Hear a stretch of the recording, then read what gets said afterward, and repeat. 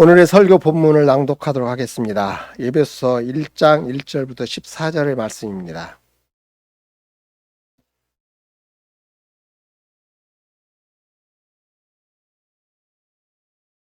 에베소 1장입니다.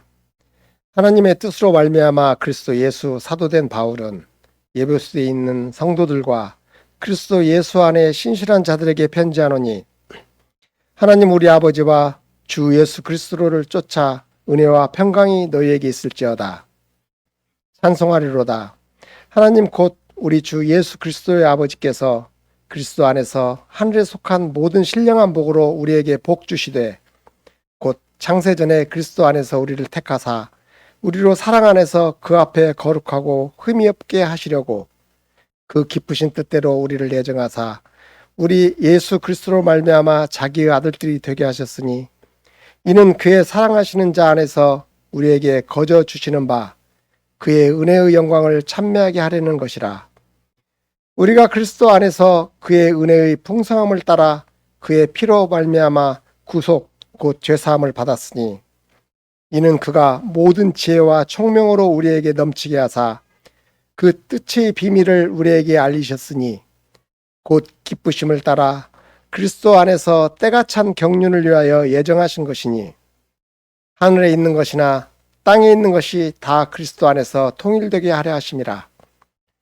모든 일을 그 마음의 원대로 역사하시는 자의 뜻을 따라 우리가 예정을 입어 그 안에 기업이 되었으니, 이는 그리스도 안에서 전부터 바라던 우리로 그의 영광의 찬송이 되게 하려 하심이라.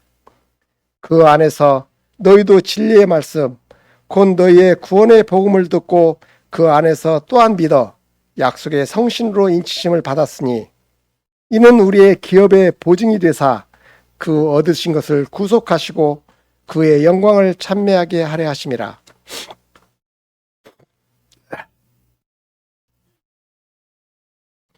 오늘 설교 말씀은 그리스도 안에서 우리에게 주신 영적인 축복에 대한 온전한 찬송회라는 제목으로, 첫째 우리의 선택, 두 번째 우리의 구속, 세 번째 우리의 유업, 네 번째 주 예수 그리스도를 변함없이 사랑하라는 실천적 교회론에 관해서 설교 말씀을 듣도록 하겠습니다.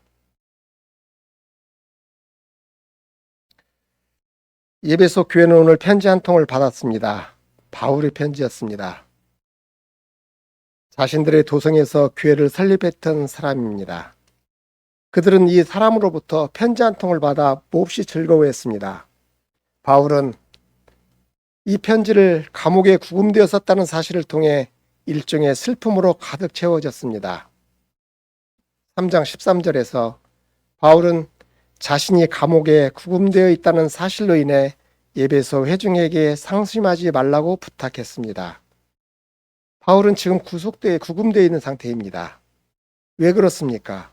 3장 1절과 4절 1절, 6장 20절에서 보면 그 이유가 예수 그리스도의 복음을 신실하게 선포하였기 때문이라고 말씀하고 있습니다. 그리스도 예수 일로 너희 이방을 위하여 갇힌 자 된다. 바울은 또한 주 안에서 갇힌 내가 너희를 권하노니, 6장 20절은 이 일을 위하여 내가 쇠사슬에 매인 사신이 된 것은 그리스도의 복음을 신실하게 선포했기 때문이라고 말씀하신 바울의 말씀입니다. 바울은 지금 로마 감옥에 있습니다. 아직 석방되지 않은 상태이죠. 바울은 자신의 소명, 즉 그리스도와 그의 신실하심에 대한 자기 믿음 때문에 사형당하기 전 8에서 10년 동안 복음 설교에 전념할 기회를 얻었던 것입니다. 지금은 현재 잠시 로마 감옥에 구금되어 있었을 때 이 편지를 쓰게 된 것입니다. 참으로 경이로운 편지 한 통이었습니다.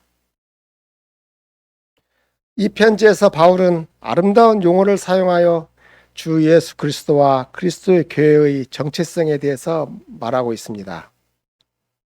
그들이 어떻게 해서 하나님의 은혜로운 선물인지, 또 이 교회가 하나님의 평강으로 충만하게 되었는지를 말하고 있습니다. 바울은 교회의 존재가 어떻게 하나님의 은밀하고도 영원한 경륜 안에 있는지에 대해서 글을 썼습니다. 1장의 내용입니다. 그 다음에 2장에서는 하나님께서 그들을 선택하신 것은 순전히 하나님의 은혜로운 행사였음을 관해서 썼습니다. 또한 2장에서 교회의 하나됨에 대해서 썼습니다. 그 하나됨이라는 것은 순전히 하나님의 은혜로운 행사였고, 또한 교회의 하나됨에서 썼을 때 그리스도 안에서 연합에 대해서 말씀하였습니다. 3장에서 바울은 그들이 하나님의 감추인 뜻에 대해서 복음 설교를 통한 그의 선택하심과 은밀한 선한 뜻에 대해서 배워 알아야 한다는 사실을 주지시켰었습니다. 여기에서 강조해야 할 부분은 하나님의 선택하심과 은밀한 선한 뜻은 복음 설교를 통해서라는 사실을 명심해야 합니다. 이 편지 4장 6절에서 바울은 승천하신 영광스러운 그리스도를 교회의 머리로 강조하였습니다. 에베소 교회는 그리스도 위에 세워져 있습니다. 그들은 그분 안에 있었습니다. 그들은 그리스도의 몸이었습니다. 그리스도가 그들의 머리셨습니다. 이 사실이 삶의 방식에서 드러나야 합니다. 바로 이런 뜻입니다. 저희의 혼인 생활에서, 가정 생활에서 뿐만 아니라 휴가를 즐길 때도, 일할 때도, 세상을 사랑하는 모든 동안에 삶의 모든 측면에서도 저희들이 교회는 자신의 그리스도에 속해 있다는 사실을 이해하고 그리스도가 교회의 머리시고 교회가 그의 몸이라는 사실을 항상 기억하고 이해하고 인정하고 고백해야 한다는 사실입니다. 교회가 살아가는 방식으로 이 사실을 또한 반드시 드러내야 합니다. 바울은 에베소 교회에게 그들의 고상한 신분을 일깨우고자 했습니다. 그들은 그리스도의 교회였습니다. 바울은 에베소 교회를 꼭 붙잡고 세속적인 생활로 유도하는 유혹에 맞서고자 했습니다. 왜 그랬습니까? 그들의 정체성 때문에 그들은 생활 속에서 죄와 싸워야 했습니다. 마찬가지입니다. 죄와 싸우는 것은 이 세상 내내, 이 세상을 여행하는 동안 내내 혹은 가정생활, 혼인생활, 교회생활 이런 생활에서 계속 죄와 싸워야 했습니다.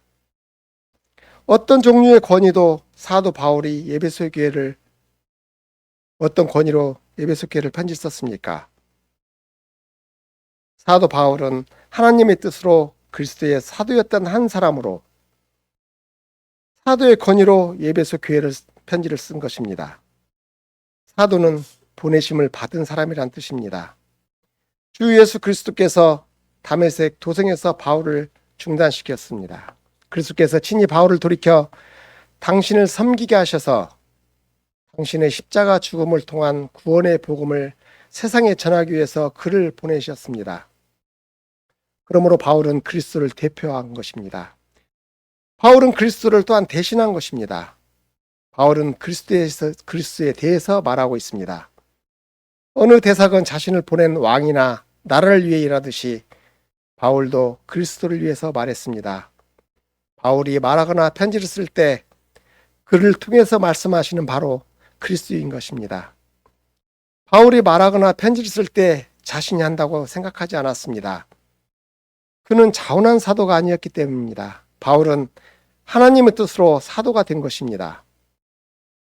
주 예수님은 당신을 보내신 아버지의 뜻에 대해서 말씀하셨습니다. 바울의 사도적인 소명과 사역은 주 예수 그리스도의 사명의 연장입니다. 바울을 그리스도의 사도로 선택된 것은 바로 하나님의 뜻이었습니다. 사람의 뜻이 아닙니다. 바울의 뜻도 아닙니다. 바로 하나님의 뜻으로 된 것입니다. 그러므로 바울의 모든 삶을 지휘했던 것은 바로 하나님의 역사가 뜻이 있었습니다. 그러므로 바울은 철저하게 자신을 하나님의 뜻에 굴복시키는 삶이었습니다. 사울이 바울이 되도록 떠밀어낸 것도 바로 하나님의 뜻이 있었습니다. 날마다 사도 바울을 규제하고 인도하여 사역에 전념하도록 했던 것은 하나님의 손길이었고 바울의 관심은 자기를 보내신 하나님의 뜻을 수행하는 데 온 전념을 다했습니다. 바울이 에베소에 이 편지를 쓰기 전 약 7년 전에 에베소에 이르렀습니다. 이 사실을 사도행전 19장에서 읽을 수 있습니다. 이때가 바울이 제3차 전도여행을 할 시기였습니다. 바울의 3차 전도여행이 거의 4년가나 지속되었습니다. 그러는 동안에 바울은 에베소에서 거의 한 2년 6개월, 3년 가까이 보냈습니다. 사도행전 8장 19절에서 21절을 보면 바울이 2차 전도 여행하는 동안 잠시 에베소에 들른 것으로 나옵니다. 그러나 3차 전도 여행 시 에베소에 교회를 세웠습니다. 에베소는 어떤 도시입니까? 에베소는 아주 큰 도시였습니다. 당대 25만 명이 살았던 큰 도시인 것입니다. 에베소는 무역 중심지고 에베소를 관통해서 지나야 할 중요한 교역로였습니다. 명실상부한 소아시아에서 무역 항구로 가장 큰 에베소였습니다. 오늘날 터키 지역인 것이죠. 두 번째 이유는 사도행전 19장 35절에 기록되어 있는 바와 같이 에베소는 대아데미 신전의 수호자로서 아데미 상이 하늘 아래 버티고 서 있기 때문에 중요했습니다. 아데미는 풍년의 여신이었습니다. 아데미는 땅의 어머니로 숭배되었습니다. 에베소 안에 거대한 아데미 신상이 있었습니다. 이 신상은 세계 7대 불가사의 중에 하나로 간주되었습니다. 전설에 의하면 하늘에서 신성한 돌이 떨어졌다고 합니다. 또 전통에 의하면 아데미 신상을 이 신성한 돌의 일부로 만들어졌다고 합니다. 그러나 이 도성 안으로 사도 바울이 그리스도의 복음을 들고 들어갔습니다. 바울은 먼저 유대인들 회당으로 갔습니다. 바울은 항상 그렇게 했습니다. 만일 회당에 사람이 있다면 항상 먼저 유대인 회당에 들어간 것입니다. 에베소 회당에서 어떤 일이 발생하게 됩니까? 3달 동안 바울은 논증하면서 주 예수를 메시아로 믿을 것을 간청했습니다. 그 뒤 3달 뒤에 믿게 된 몇몇 사람을 데리고 나와서 다른 곳에서 계속 설교하고 가르쳤습니다. 하나님의 말씀이 바울을 통해서 강력하게 파급되기 시작되옵니다. 에베소뿐만 아니라 소아시아 모든 지역으로 확산되게 됩니다. 하나님께서 바울의 손으로 기적들을 행하신 것입니다. 많은 병자들이 고침을 받게 됩니다. 많은 귀신들이 쫓겨납니다. 하나님의 구원의 능력으로 에베소가 이르렀습니다. 많은 사람들이 신자가 되었습니다. 그들은 바울의 권위 위에 설교에 순복했습니다. 그 이전에 마술로 먹고 살거나 주문이 담긴 책들을 팔아 생계를 잇던 많은 회심자들이 자신들이 가지고 있던 책을 한꺼번에 불태워버리기도 했습니다. 그들은 주님과 동행하기 위해 그들의 모든 과거를 묻어버려야 했습니다. 그리고 바울의 설교에 순복했습니다. 왜냐하면 바울이 권위를 가지고 말한다는 사실을 인정하였기 때문입니다. 바울이 그리스도를 대신해서 그들에게 말했기 때문입니다. 바울이 하나님의 말씀을 말했기 때문입니다.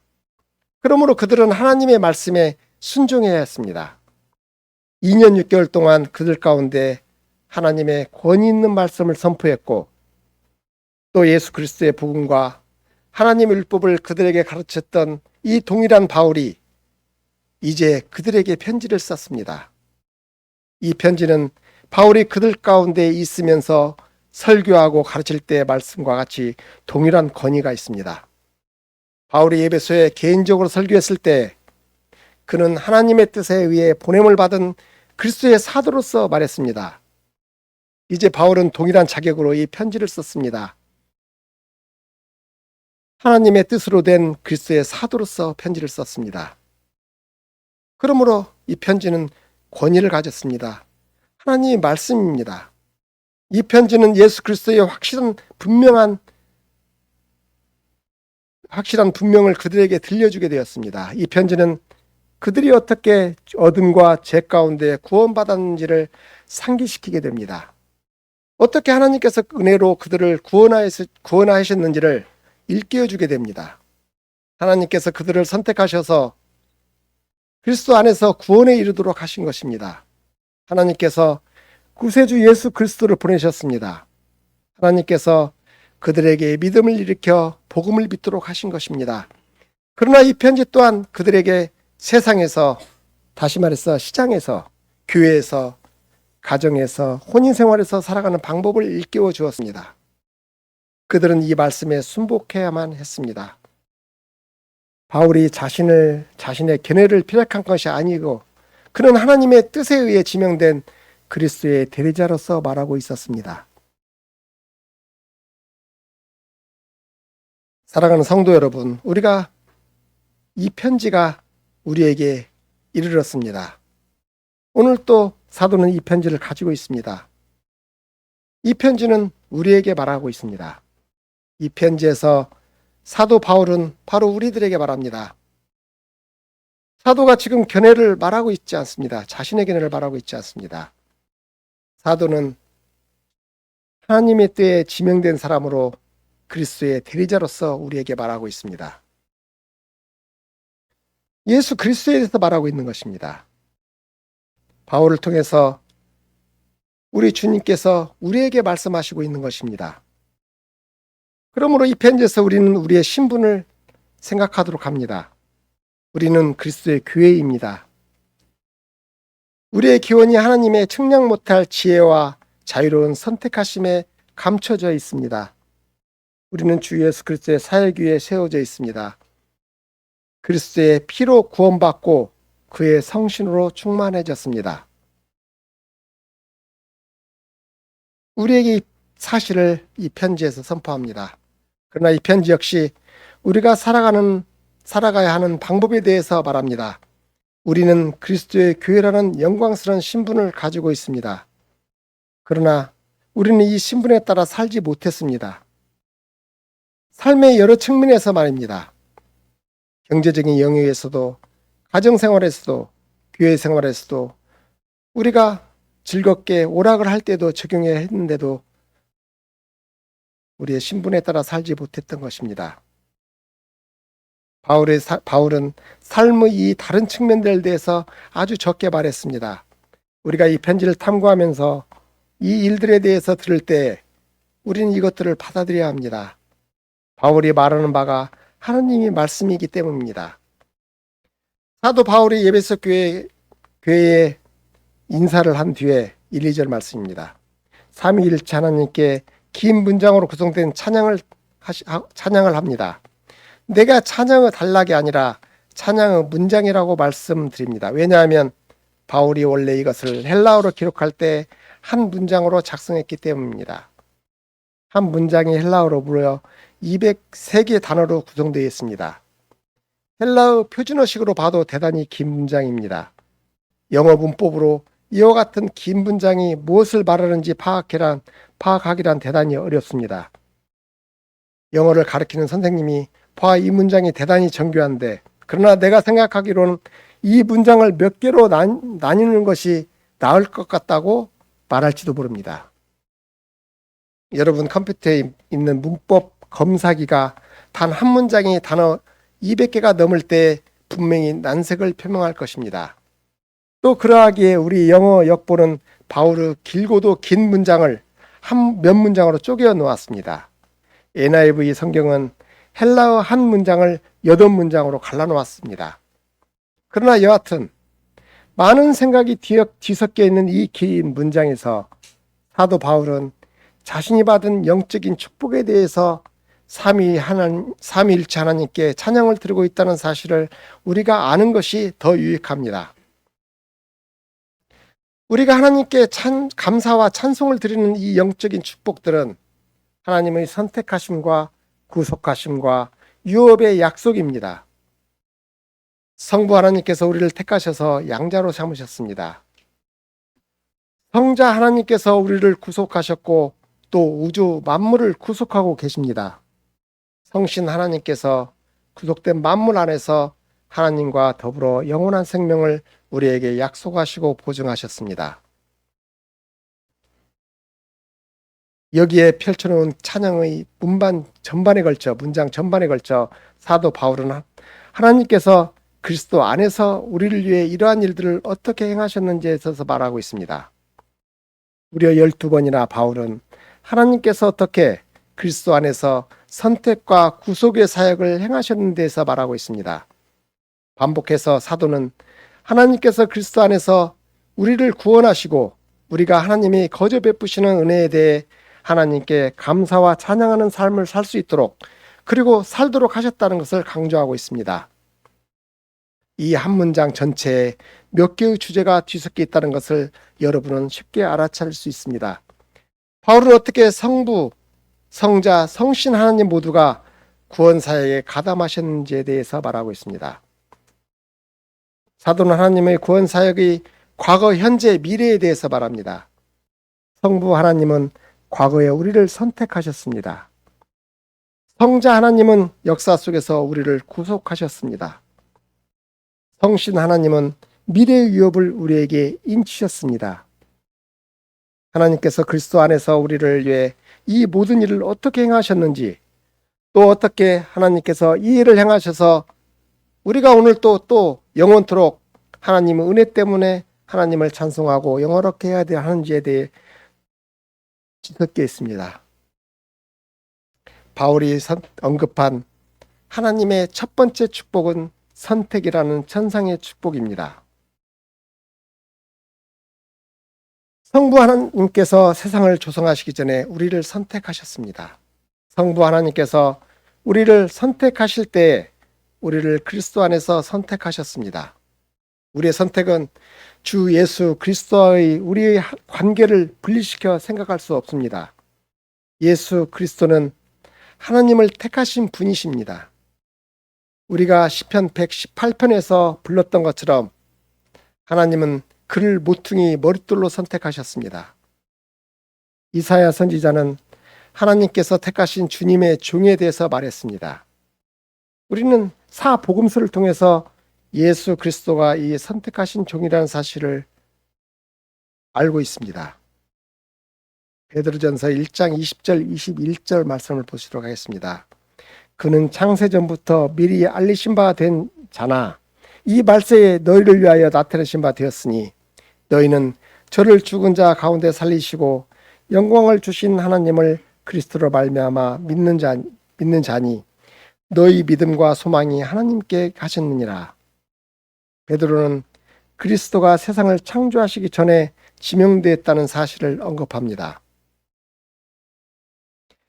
영원 속에서 하나님께서 당신의 아들을 언약의 중보자와 택자의 머리가 되도록 선택하셨습니다. 그리고 그분은 우리를 그리스도와 하나가 되도록 선택하셨습니다. 우리의 머리신 하나님의 아들에게 접붙임을 통하여 하나가 되도록 하셨습니다. 하나님께서 세상을 창조하시기 전에 이미 우리를 그리스도 안에서 구원회로 선택하신 것입니다. 요한복음 17장에 기록된 대제사장적인 기도에서 주 예수님을 성부가 세상을 창조하시기 이전에 그를 위해 하셨던 사랑에 대해서 말씀하시고 계십니다. 세상을 창조하시기 전에 성부가 성자를 사랑하셨던 바처럼 성부 하나님께서 세상을 창조하시고 세상 안에서 있는 모든 것을 지으시기 이전에 우리를 사랑하셔서 영원 속에서 그리스도 안에서 우리를 선택하신 것입니다.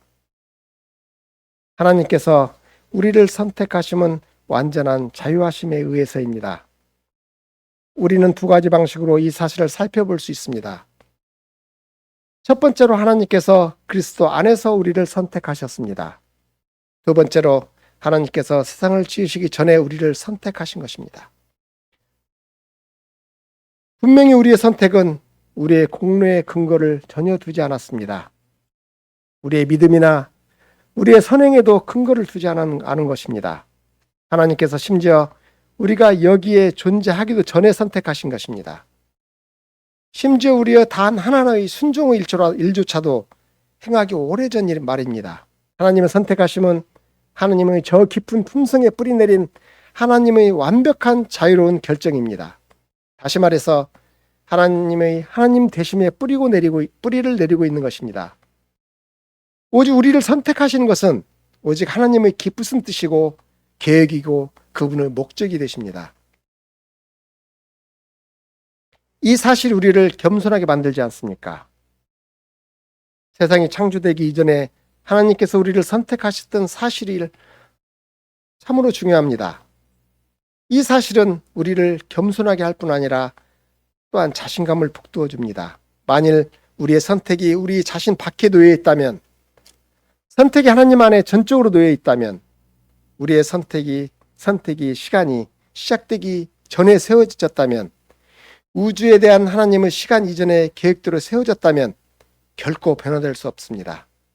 선택이 확고하게 세워진 것입니다. 게다가 하나님께서 그리스도 안에서 우리를 선택하셨다는 사실은 우리에게 확신을 강화시켜 줍니다. 왜냐하면 우리가 하나님을 선택하신 자 주 예수 그리스도가 구원받으셨다는 것을 알기 때문입니다. 하나님께서 주 예수 그리스도를 무덤에서 구원하셨습니다. 따라서 하나님께서 그리스도 안에서 선택하신 우리도 마찬가지로 구원하신 것입니다. 그러므로 선택의 복음이란 자신감을 붙돋우고 겸손케 하는 복음이 되는 것입니다. 겸손케 하는 또 다른 이유가 있습니다. 선택의 복음은 하나님께서 거대한 죄인 집단 가운데서 우리를 선택하셨다고 말합니다. 만약 누가 선택받았다면 이 말은 어떤 사람들이 간과되었다는 뜻이기도 합니다. 하나님의 공의롭고 거룩한 진노 아래 죄와 비참 속에 남겨져 있는 다른 사람들이 있다는 뜻이기도 합니다. 불신과 불순종에 대한 하나님의 의롭고 거룩한 진노에 따라 남아있는 것입니다. 우리가 이 사실을 곰곰이 생각할 때 말할 것이 아무것도 없다는 것을 시인하게 됩니다. 다만 무가치한 우리에게 은혜를 베푸신 하나님께 감사와 찬송과 영광을 돌려드릴 따름입니다. 그래서 우리는 우리의 선택에 대한 지식으로 위로를 받게 되는 것입니다. 하나님께서 누구를 구원으로 선택하시고 또 누구를 그 자신의 죄와 불신 가운데 공의로운 심판으로 정죄하시는데 사변해서는 안 됩니다. 우리가 호기심으로 하나님의 은밀하고 비밀한 일들을 캐내려고 해서는 안 됩니다. 우리의 선택에 의한 지식으로 위로를 받읍시다. 이 사실만으로 하나님을 찬송합시다. 4절에서 바울은 하나님이 우리를 향해 한 목적을 갖고 선택하셨다고 말합니다. 다시 말해서 죄인인 우리를 당신의 목전에서 거룩하고 흠이 없게 하시려고 말입니다. 하나님께서 우리가 죄와 불순종 가운데서 살도록 하기 위해서 선택하지 않으셨습니다.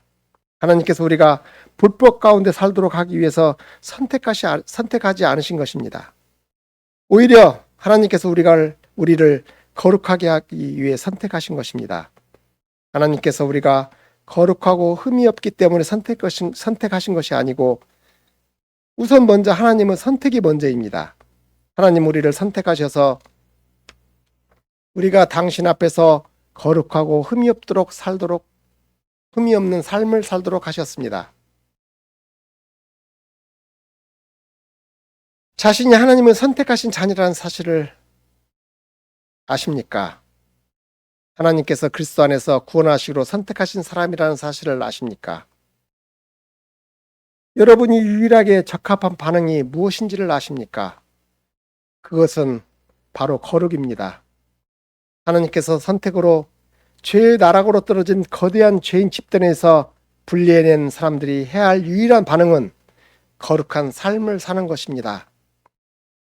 우리 자신이 거대한 죄인의 집단에서 분리되었다는 사실을 아는 사람으로 사는 것입니다.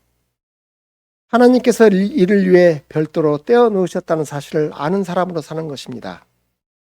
게다가 바울은 하나님께서 우리를 예수 그리스도를 통해서 당신의 아들들로 입양되도록 예정하셨다고 말했습니다.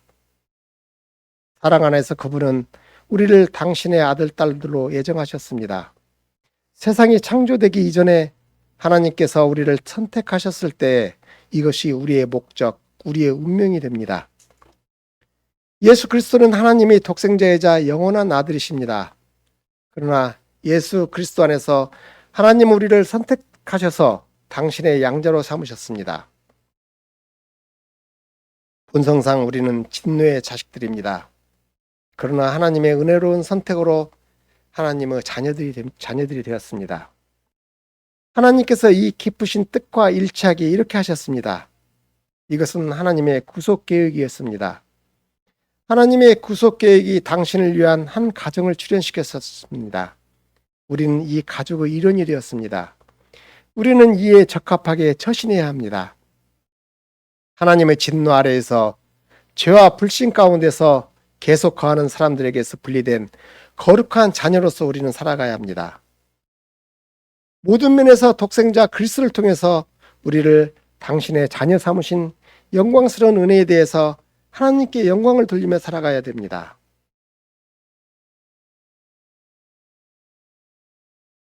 하나님의 선택 경륜 때문에 하나님은 찬송과 영광을 받으시에 합당하신 것입니다.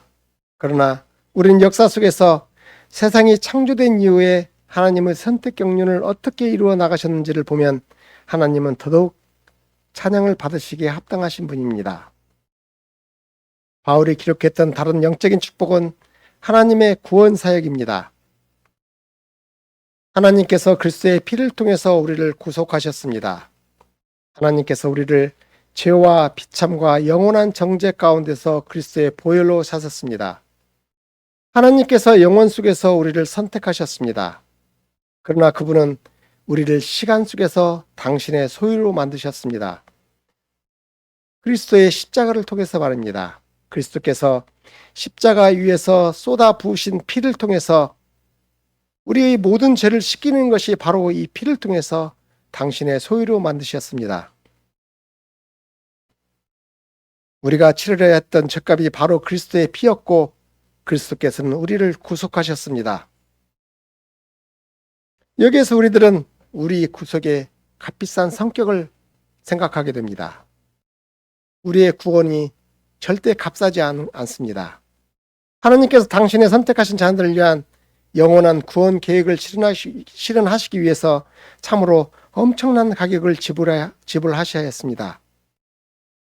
이 값은 하나님의 독생자의 죽음인 것입니다. 죽음과 속전하기 위한 피 흘림은 막대한 유익을 가지고 있습니다. 우리가 일생 동안 즐기는 유익들입니다. 바로 우리의 죄 용서입니다.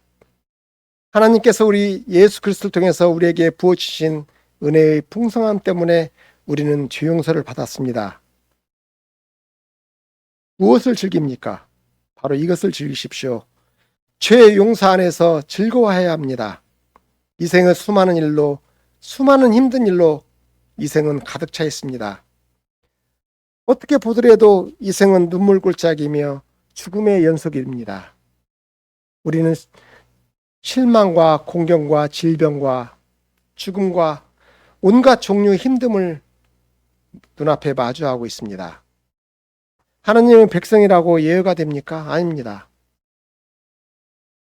사랑하는 성도 여러분, 우리가 어떻게 대처해야 합니까? 우리가 지속적으로 무엇을 해나가야 합니까? 하나님께서 그리스도의 십자가를 통해서 우리에게 한량없이 부어주신 은혜를 묵상하십시오. 바울은 그리스도의 십자가를 통해서 드러난 하나님의 사랑이 한량없다고 8절에서 말했습니다. 하나님께서 우리에게 당신의 사랑을 한량없이 부어주셨습니다. 하나님은 궁색하거나 빈약하신 분이 아니십니다. 그러하기에 하나님의 사랑 역시 궁색하거나 빈약하거나 부족한 것이 없습니다. 하나님은 우리가 구원받아 당신과의 경이로운 관계를 즐기게 하지 못할 정도로 궁색한 분이 아니신 것입니다. 하나님은 한량없이 부어주십니다. 우리가 측량하지 못할 정도로 부어주시고 이런 사실들을 우리가 주님 안에서 즐거워해야 됩니다. 즐겨야 됩니다. 하나님께서 예수 그리스도를 통해서 행하셨고 또 지금도 행하시고 계시는 일에 대해 넓은 시야를 견지하도록 합시다. 하나님께서 당신의 뜻과 지혜와 총명의 신비로움을 계시하셨습니다. 하나님의 신비들은 하나님의 영원한 뜻 안에 감추어져 있는 그분의 의향입니다. 하나님의 신비들은 하나님의 계획과 목적으로 우리가 탐사를 통해서 다 헤아릴 수 없는 것입니다. 신비란 무엇입니까? 하나님의 감추인 일들입니다. 감추인 일들입니다. 하나님께서 우리에게 알리셨고 또 하나님께서 계시로만 우리에게 알리시는 하나님의 감추인 일들을 신비라고 합니다. 바울은 9절에서 하나님께서 우리에게 알리신 하나님의 뜻의 신비에 대해서 이렇게 말했습니다. 이 신비가 무엇입니까? 때가 참에 하나님이 그리스도 안에서 모든 것, 즉 하늘과 땅 아래에 있는 모든 것을 하나 되게 하시려는 하나님의 계획입니다. 하나님께서 모든 것들을 그리스도의 머리되심 아래에 두시려는 것입니다. 어떻게요? 하늘 그 자체를 아래에 두십니다. 땅도 마찬가지입니다. 하나님께서 하늘과 땅을 새롭게 하려고 하십니다. 땅은 구속을 갈망하고 있습니다. 우리는 현재 세상이 마치 무거운 짐에 눌려있듯이 신음하고 있음을 알고 있습니다. 지진, 화산, 허리케인 등이 이 사실을 증거하고 있습니다. 그러나 때가 차 마지막 날에 하나님께서 완전하게 구속되어 결코 신음하지 않아도 될 땅을 새롭게 하시기 위해서 그리스도 아래에 두실 것입니다. 그리스도 구속 사역 때문에 하나님께서 하늘과 땅을 하나 되게 하십니다. 하나님께서 영원토록 하나 되게 하실 것입니다. 택함을 받은 천사들이 거기에서 자신들의 자리를 차지하게 될 것입니다. 하나님께 불순종하여 자기 자리를 떠난 천사들은 만물의 이 거대한 하나됨의 일부가 되지 못할 것입니다. 그러나 택함받은 천사들은 거기에 있게 될 것입니다. 택함받은 우리도 물론 그 자리에 있을 것입니다. 하나님을 미워한 유기된 사람들은 새롭게 된 땅에서 한 자리를 절대 차지하지 못할 것입니다. 그러나 그리스도께서 당신의 피로 구속하여 거룩하고 흠이 없는 삶을 사는 택함받은 자녀들은 그리스도에 의해서 함께 모아진 만물의 영원한 하나됨 가운데 일부가 될 것입니다. 그리스도 안에 있다는 것은 흥미있는 일입니다. 그러나 우리는 이미 그리스도 안에 있습니다. 그리스도 안에 있고 그리스도 안에서 선택되었고 그리스도의 피로 구속받았다는 것은 하나님의 모든 피조물과 같이 넓고 큰 프로그램의 일부라는 뜻입니다. 여러분이 이 프로그램의 일부입니다. 새로운 우주, 모든 것이 조화롭게 새롭게 된 이 우주를 향해 움직이고 있는 운동의 일부인 것입니다. 만물, 하늘과 땅, 천사를 비롯한 모든 피조물이 완벽하게 그리스도 안에서 하나가 될 것입니다. 절대 그리스도의 구속사역을 좁은 견지에서 생각하지 맙시다. 너무도 많은 사람들이 그리스도의 구속사역을 편협하게 지역적으로 생각합니다. 이런 사람들은 예수님을 자기 개인의 구세주로 말하는 것을 넘어서지 못할 것입니다. 물론 예수 그리스도는 각각 각인의 구세주이기도 하십니다. 그러나 만일 이것이 그리스도의 구속사역에 대해서 말하는 전부라면 초점은 지나치게 협소하고 자기 중심적이 되고 맙니다. 우리들은 좁은 마음을 갖지 말고 넓은 마음을 가집시다. 하나님께서 행하셨고 지금도 행하고 계시고 앞으로 행하실 일에 마음을 활짝 열어봅시다. 하나님께서 우주와 모든 것을 움직여 그리스도 안에서 거대하게 하나 되실 것을 기대합시다. 찬양 받으시기에 합당하신 우리 하나님께서 선택하신 사람들에게 영적인 천상의 복을 주시기에 영광을 받으셔야만 합니다. 그리스도를 통해서 우주에 행하시고 계시는 구속사역에 대해서 찬양합시다. 그분이 우리에게 한 자리를 주신 이 구속사역을 찬송합시다. 하나님 우리에게 약속하신 유업으로 인해 우리의 찬송을 받으셔야 합니다. 천상의 유업의 영적인 복들이 하나님에 의해서 약속되어 성신에 의해 우리에게 인치셨습니다. 본문 11절 14절에서도 사도 바울은 하나님이 당신을 위해서 모든 당신의 백성들을 주장하시고 이들이 이 생에서 즐기기 시작하는 경이로운 유업을 약속하셨다고 말했습니다. 하나님께서 그리스도 안에서 먼저 기대하셨던 사람들을 주장하셨습니다. 이들은 유대인 신자들이었습니다. 제자들과 사도들입니다. 그리스도의 첫 번째 추종자들입니다. 바울 자신도 물론 여기에 들어 있었습니다. 그러나 하나님께서 당신을 위해서 다른 사람들도 주장하셨습니다. 예배소 교회 회원들을 말입니다. 이방 신자들을 말입니다. 이들에게 진리의 말씀이 들려졌습니다. 그들의 구원의 복음이 들려진 것입니다. 그들은 복음을 믿었습니다. 그들은 사도들에 의해 전달된 진리의 말씀을 믿었습니다. 이 복음이 이들을 구원한 것입니다. 진리의 말씀, 복음은 능력을 가지고 있습니다. 복음 설교를 통해서 하나님께서 영혼 속에서 선택하신 이들에게 당신의 의도적인 선택을 실행에 옮기셨습니다. 진리의 말씀의 설교를 통해서 하나님께서 그들에게 그리스도를 믿는 믿음을 일으키시고 그리스도의 피로 죄로부터 속량하셨습니다. 이 사실은 또한 우리에게도 마찬가지입니다. 우리 역시도 진리의 말씀을 듣고 있습니다. 구원의 복음을 듣고 있습니다. 하나님께서 당신의 영원한 계획을 수행하기 위해서 우리가 복음을 듣도록 보장하신 것입니다. 우리는 이 사실을 믿어야 합니다. 우리의 삶을 위해 하나님의 영원한 목적에 따라 죄 용서함을 받는 것입니다. 장래에 약속된 유업을 말입니다. 우리는 또한 이 안에서 인침을 받았습니다.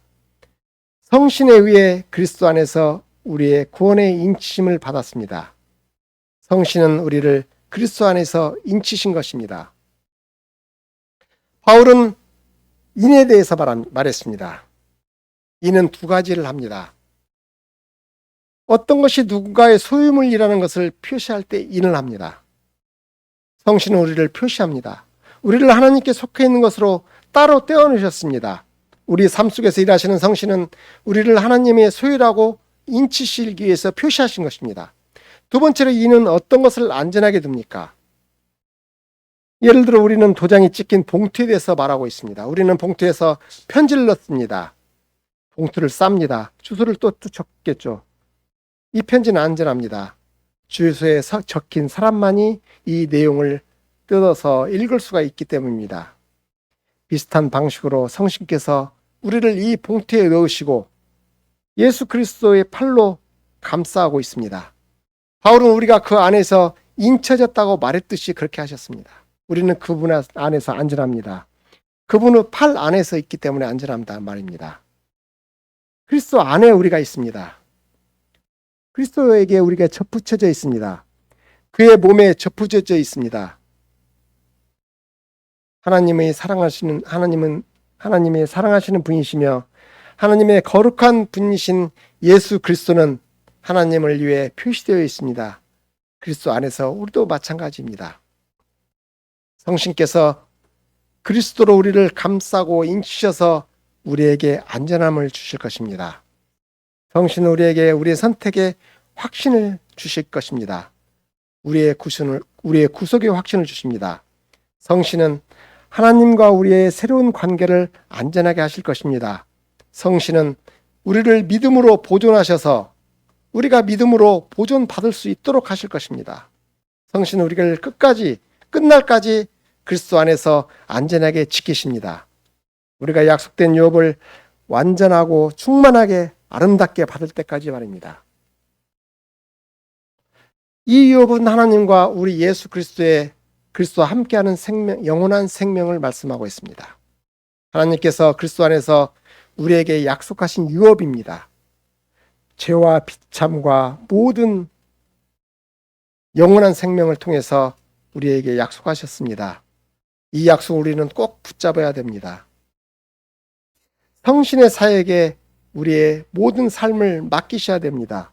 성신은 우리가 가지고 있는 모든 것을 인치시기 때문입니다.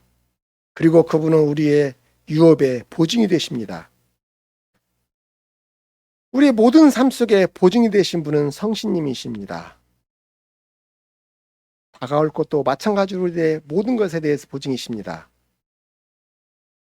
성신을 우리에게 주심으로 하나님께서 우리에게 보증하시고 계신 것입니다.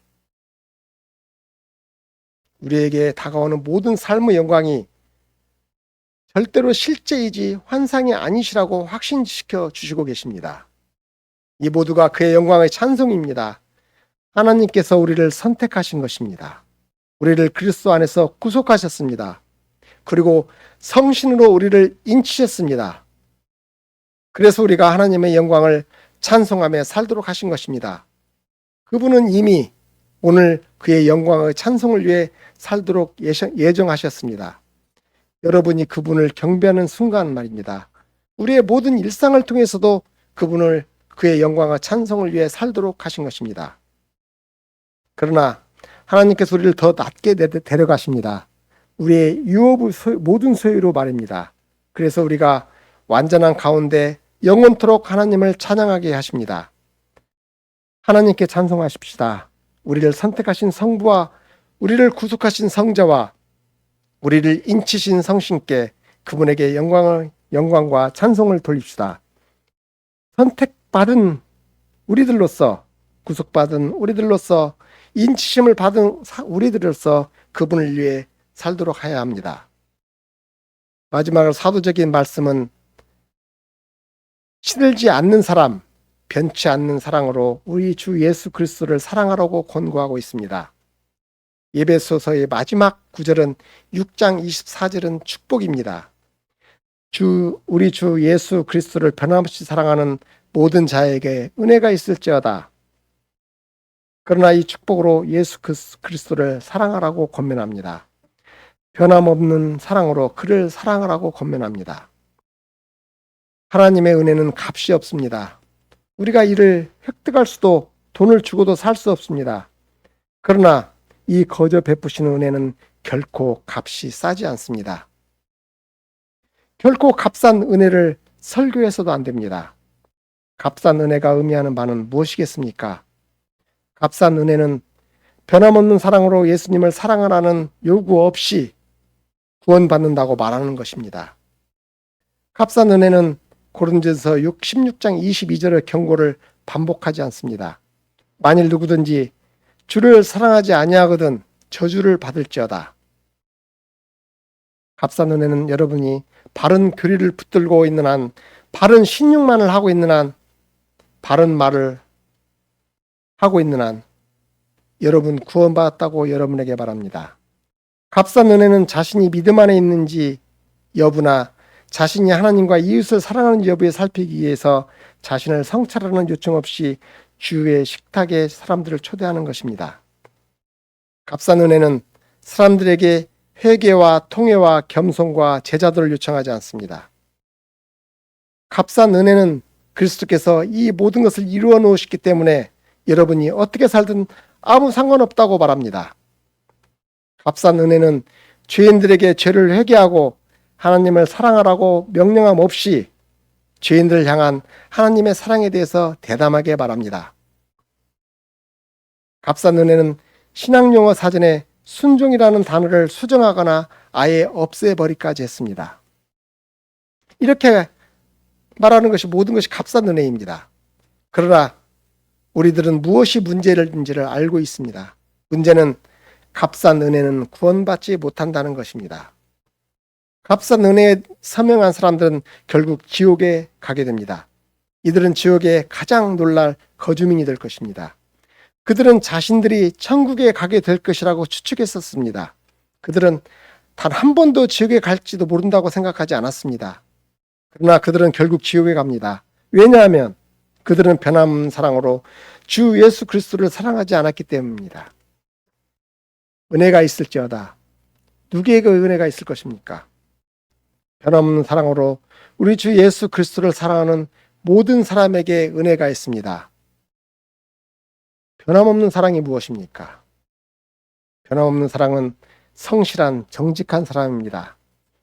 그런 채 하는, 또 그런 채 하지 않는 사랑입니다. 기탄 없는 사랑입니다. 위선이 없는 사랑이 변함없는 사랑입니다. 예수 그리스도를 향한 사랑을 답하고 있는 곳에만 하나님의 사랑과 은혜를 완전하고도 경이로운 분량으로 받을 수 있습니다. 하나님의 은혜를 즐길 수 있는 유일한 길은 하나님의 아들을 신실하게 정직하게 사랑하는 것입니다. 사도적인 선포는 값싼 은혜를 설교하지 않았습니다. 사도적인 선포는 그저 베푸시는 하나님의 은혜를 설교하고 있습니다. 죄인들에게 회개하고 순종하고 사랑하기를 요청합니다. 다음과 같은 질문을 던집시다. 이 질문은 강력하고도 대단히 절박한 질문입니다. 우리가 주의 식탁을 기념하기 이전인 이번 주일의 변함없는 사랑으로 교회의 주님이신 예수 그리스도를 나는 사랑하는가? 라는 질문을 말입니다. 여러분은 변함없는 사랑으로 우리 주 예수 그리스도를 사랑합니까? 참으로 그렇게 합니까? 여러분이 하나님 은혜를, 하나님에게서 오는 믿음과 더불어 평화와 사랑을, 하나님의 말씀과 성령의 격려를 알게 되는 것은 주 예수 그리스도를 여러분이 사랑할 때만입니다. 여러분은 변함없는 사랑으로 주 예수 그리스도를 사랑하십니까?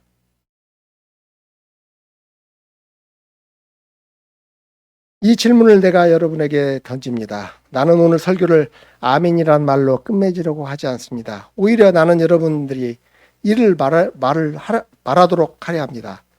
그저 베푸시는 은혜의 복음을 믿고 받아들이는 모든 사람들에게, 하나님이 거저 베푸시는 은혜에 반응하여 모두에게 변함없는 사랑으로 주 예수 그리스도를 사랑하는 모든 사람들에게 질문을 던집니다. 시편 116편의 1절과 5절의 말씀입니다. 나는 주님을 사랑합니다. 라고 노래합시다. 아멘.